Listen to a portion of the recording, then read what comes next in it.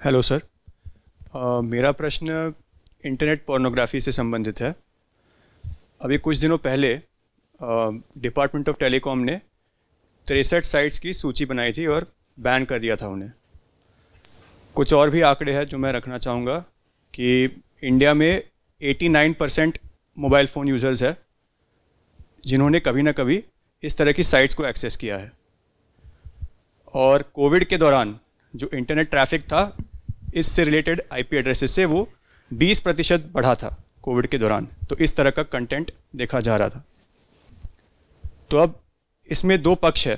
पहला पक्ष ये है कि ये एक नेसेसरी ईविल है, एक नेसेसरी ईविल कि बहुत सारे जवान लोग हैं देश में और उन्हें एक तरह से रिलीज़ मिल जाता है ऐसा कंटेंट व्यू करके।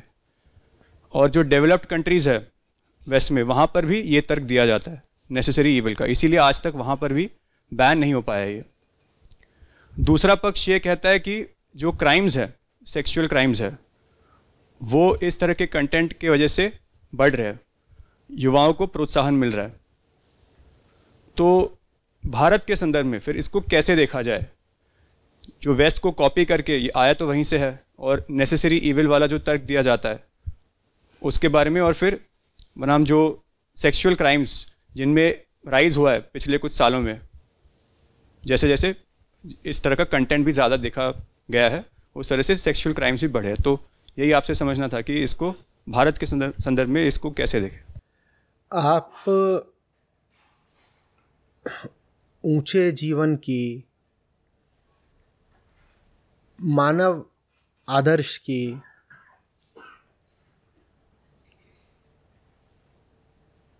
आर्थिक प्रगति की एक भौतिक अवधारणा रखें और पोर्नोग्राफी ना हो, यह संभव नहीं हो पाएगा। इंसान के, संस्थानों के, सरकारों के सारे आदर्श भौतिक है ना। आपके जितने ऊंचे से ऊंचे आदर्श हैं और विचारधाराएं हैं वो सब के सब भौतिक है ना। कैपिटलिज्म किस बारे में है? किसी भौतिक चीज के बारे में। कम्युनिज्म किस बारे में है? यहां तक कि समाजवाद भी यही तो बोलता है, आदमी और आदमी में बराबरी हो वगैरह। देश की तरक्की हो रही है कि नहीं, आप कैसे नापते हो? जीडीपी से। घर की तरक्की हो रही है नहीं, आप कैसे नापते हो? बच्चे की तरक्की आपकी हो रही है कि नहीं, कैसे नापते हो? उसके मार्क्स देखकर।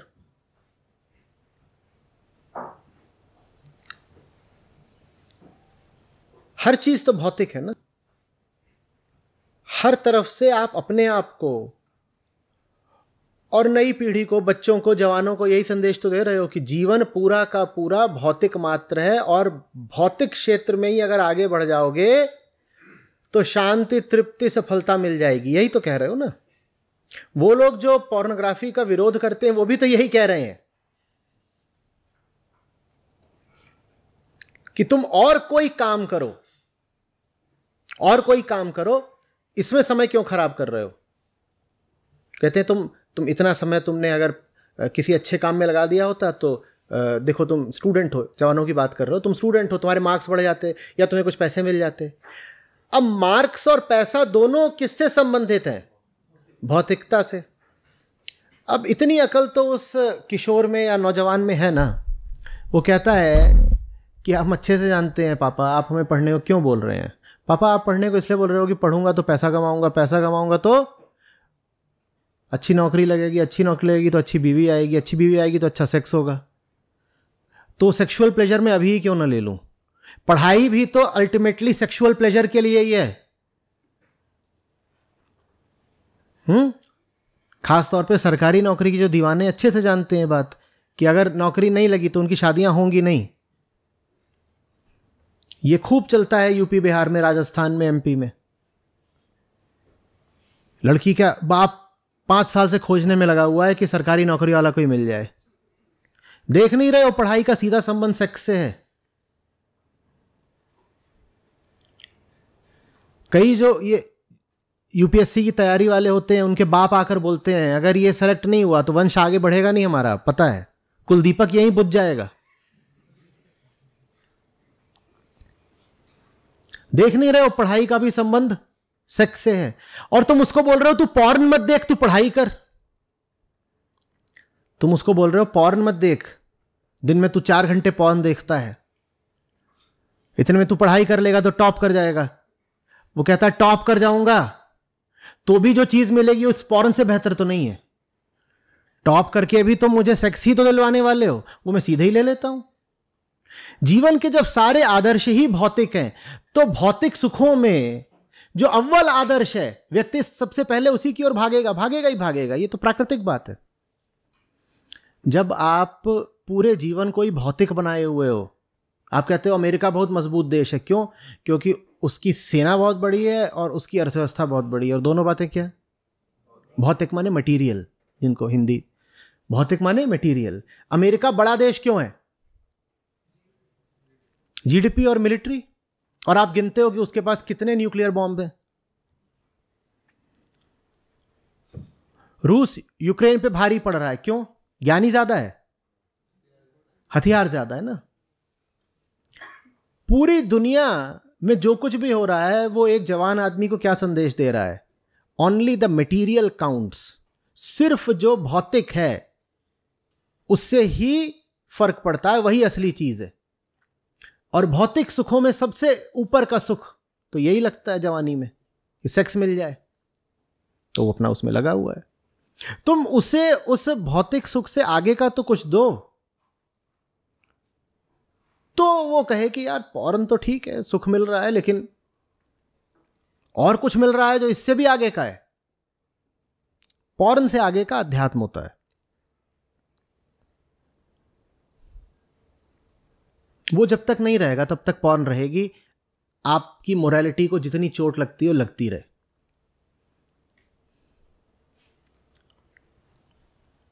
कोई फर्क नहीं पड़ने वाला।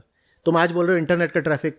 मैं जब आईटी में आया इंटरनेट नहीं होता था, तब मैगजीन्स चलती थी और वो एक कमरे से दूसरे कमरे में सर्कुलेट होती रहती थी। वो ऐसी हो जाती थी कि छूने का मन ना करे, लेकिन तब भी उनके चीथड़े और बड़ा कोऑपरेशन था लड़कों में, इस्तेमाल करके दूसरे के दरवाजे से नीचे खिसका देते थे। कहते थे ले अब तेरा नंबर।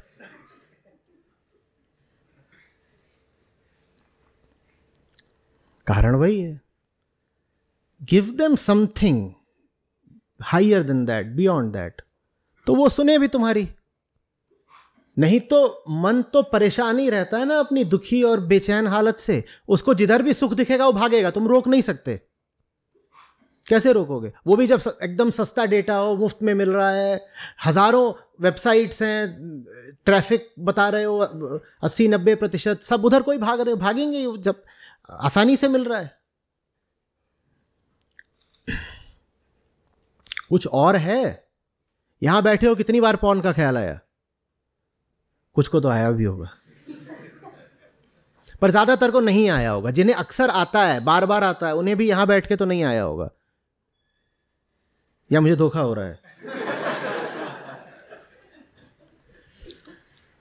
नहीं आया ना? मेरे दिल रखने के लिए बोल दो नहीं आया। क्यों नहीं आया? कुछ और चल रहा है ना, वो ख्याल ही नहीं आया। ऐसा नहीं कि आपने दमन कर दिया उस इच्छा का, ऐसा नहीं कि आपको ख्याल आ रहा था और आपने कहा छी गंदी बात। ख्याल आया ही नहीं, और सिर्फ यही एक तरीका है। जब आप एक ऊंची जिंदगी जीने लगते हो ना, तो निचले ख्याल आने ही कम हो जाते हैं। ऐसा नहीं कि आपको कोई सूत्र मिल जाता है डर को जीत लेने का, आपके पास फुर्सत नहीं बचती डरने की। ऐसा नहीं कि आपको लालच के विरुद्ध कोई विधि मिल गई है, बस आपके पास फुर्सत नहीं होती लालच में आने की। वही बात वासना पर भी लागू होती है। अचानक आपको याद आएगा, अरे 3 महीने हो गए पॉर्न देखी नहीं। और ये होता था जब एग्जाम्स चल रहे होते थे, उन दिनों पे डेबोनियर वगैरह की मांग कम हो जाती थी। फुर्सत किसको है?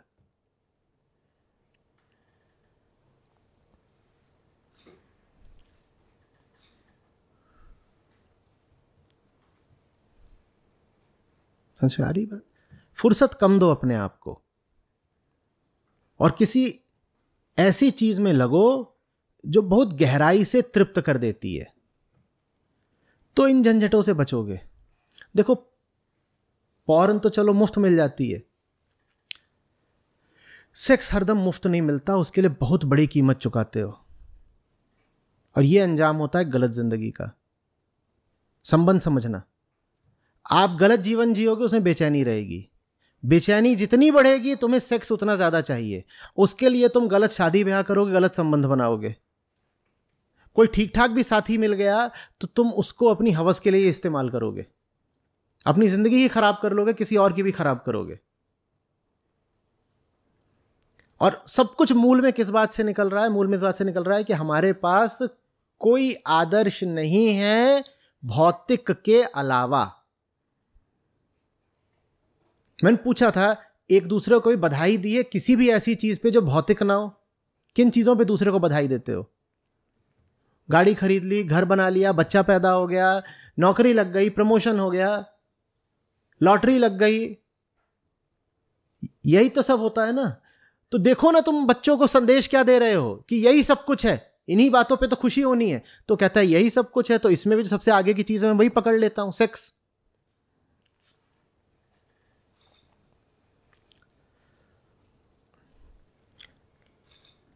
सेक्स इतना चाहिए ही इसीलिए होता है क्योंकि भीतर तकलीफ बहुत ज्यादा है। जितना दिन भर गड़बड़ काम करके तनाव बटोरोगे उतना ही ज्यादा फिर उस तनाव को किसी तरह से रिलीज करने की जरूरत पड़ेगी। जिंदगी ऐसी जियो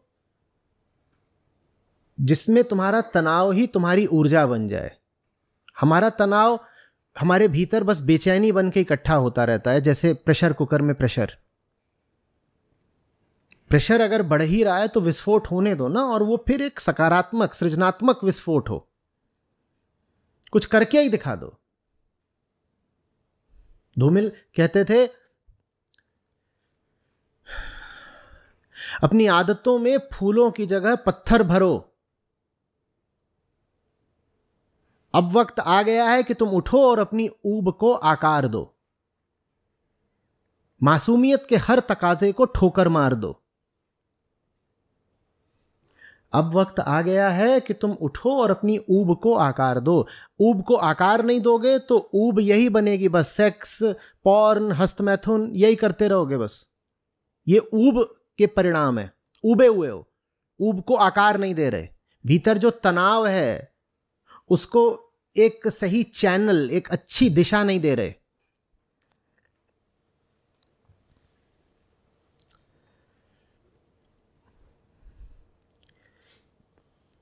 मस्त जिंदगी जियो और जी भर के जियो। थकना सीखो। थकते क्यों नहीं हो? थकते क्यों नहीं हो? किसके लिए ऊर्जा बचा के जी रहे हो?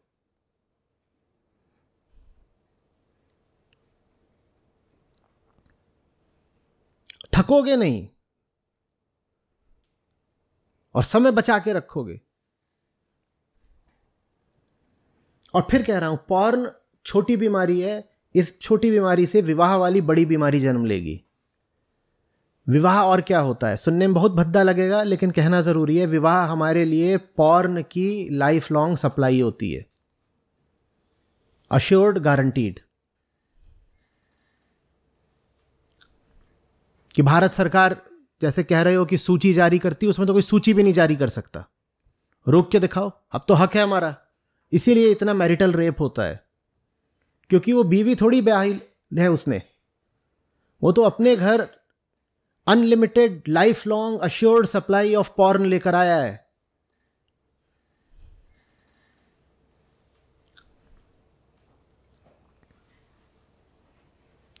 और संस्कृतिवादियों को बड़ी इसमें तकलीफ होती है। वो कहते हैं पर पति पत्नी का बलात्कार थोड़ी कर सकता है। दुनिया में 95% बलात्कार पतियों द्वारा ही किए जाते हैं। पागल, या तो तुम पागल हो या ढोंगी हो या खुद भी बलात्कारी हो, और इसीलिए कह रहे हो कि नहीं नहीं पति कैसे बलात्कार करेगा।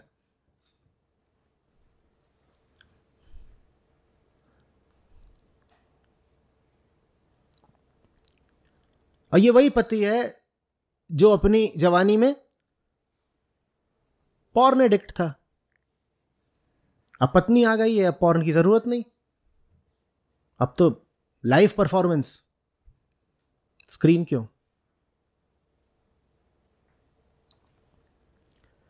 और फिर इसमें ऐसा भी नहीं कि पति शोषक ही रह जाता है, वही पति फिर 40-45 की उम्र में फिर आचार्य जी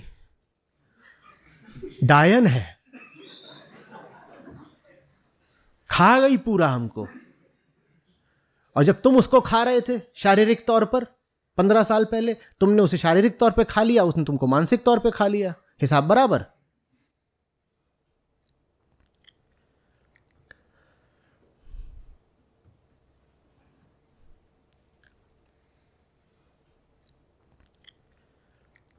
तुम्हें लग रहा है जो सैनिक लड़ाई के मोर्चे पे लगा हुआ है और जिसके कान के पास से गोलियां निकल रही हैं साए साए, वो सोच रहा होगा सेक्स के बारे में? तो वैसे योद्धा बन जाओ ना। और मैदान पुकार रहा है, पूरी धरती को तुम्हारी जरूरत है। हम नष्ट होने की कगार पर खड़े हैं, जानते हो ना अच्छे से, 100 बार तो समझा चुका हूं। यहां पृथ्वी नष्ट हो रही है और हमारे जवान लोग क्या कर रहे हैं? तो तुम्हारी ऊर्जा की किसी और रण क्षेत्र में आवश्यकता है, वहां चले जाओ। और वहां जब गोलियां बरसेंगी, धमाके हो रहे होंगे, खून बह रहा होगा, तो वीरे बहाने की नहीं सोचोगे।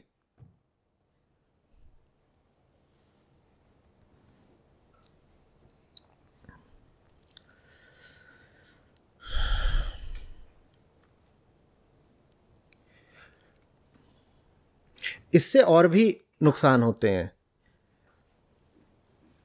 स्त्री पुरुष के बीच जो सहजता होती है सेक्स में, वो नष्ट हो जाती है। कोई है जो 15, अब तो और बच्चे 12-14 की उम्र से ही देख रहे, उस उम्र से पॉर्न देखना उसने शुरू कर दिया है। उसका आगे जिस लड़की से संबंध बनेगा, वो उसके साथ शारीरिक रूप से भी सहज नहीं रह पाएगा। वो कहेगा वही सब जो मैंने देखा है स्क्रीन पर, वही दोहराना है। और वो तुम दोहरा नहीं पाओगे, वहां प्रोफेशनल्स बैठे होंगे, उनका धंधा है, वो एडल्ट एंटरटेनमेंट इंडस्ट्री कहलाती है, वो एक इंडस्ट्री है प्रॉपर। तो उसमें जब इंडस्ट्री है तो प्रोफेशनल्स भी होते हैं, वो उनको महारत हासिल है, वो यही करते हैं, इसमें उन्होंने विशेषज्ञता, उनकी भी कोचिंग ट्रेनिंग सब होता होगा। और तुम कहते हो नहीं, जो मैंने वहां देखा वही मुझे अपनी जिंदगी में भी करना है। कैसे कर लोगे? तो जो एक सहज सीधा साधा सेक्स होता है, उससे भी वंचित रह जाओगे।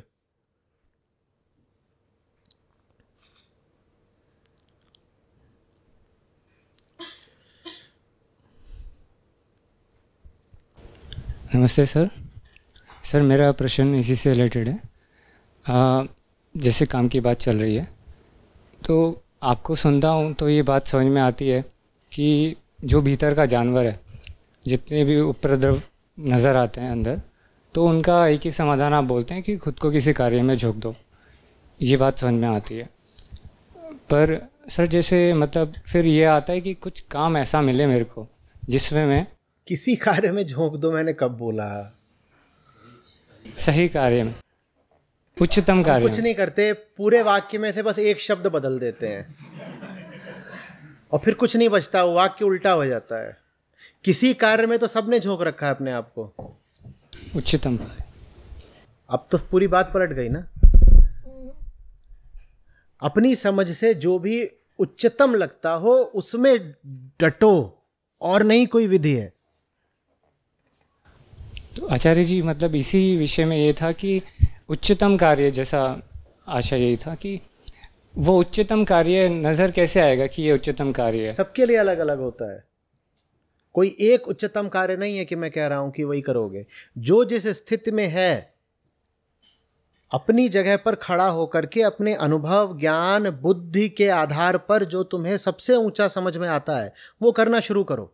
उसको करोगे तो उससे भी थोड़ा और ऊंचा कुछ दिखाई देगा, फिर और बेहतर और बेहतर। मैं कह रहा हूं अपने ही साथ धोखा मत करो। जिस काम को जानते हो कि घटिया है, जानते हुए भी उसमें मत घुसो, और जो काम जानते हो करने लायक है उसमें कितनी भी चुनौतियां हो स्वीकार करो।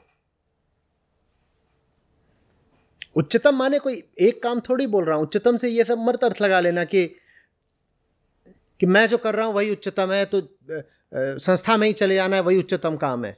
आवश्यक नहीं।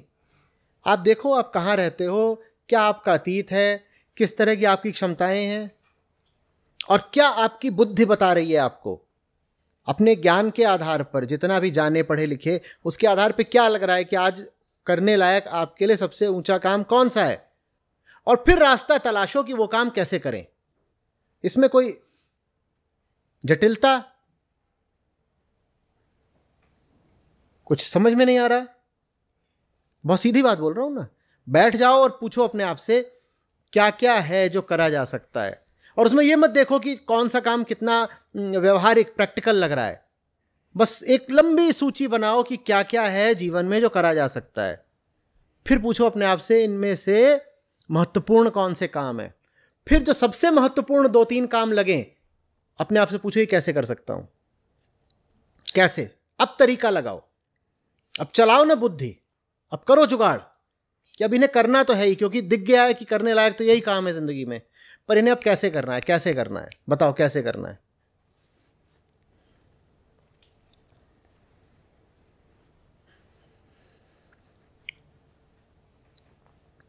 शुरू करो ना, ये लिखो लिखो, एक बनाओ पूरी सूची।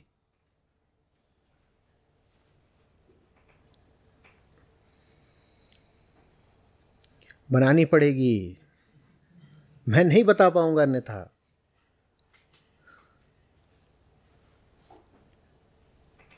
आप भारत में रहते हो, आपके लिए एक काम, आप अमेरिका में रहते हो, आपके लिए दूसरा काम। भारत में भी आप बंबई में रहते हो, आपके लिए एक काम होगा। आप झारखंड के किसी अंदरूनी इलाके में रहते हो, आपके लिए दूसरा काम होगा। उच्चतम माने कोई एक विशिष्ट काम नहीं होता।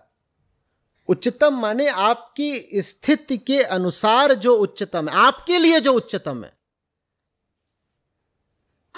और उच्चतम माने सदा के लिए कोई काम पकड़ लेना भी नहीं होता कि यही तो उच्चतम है। उच्चतम भी बदलता रहेगा। आज जो उच्चतम है कल उससे भी ऊपर का कुछ आपको दिख सकता है, दिखना चाहिए।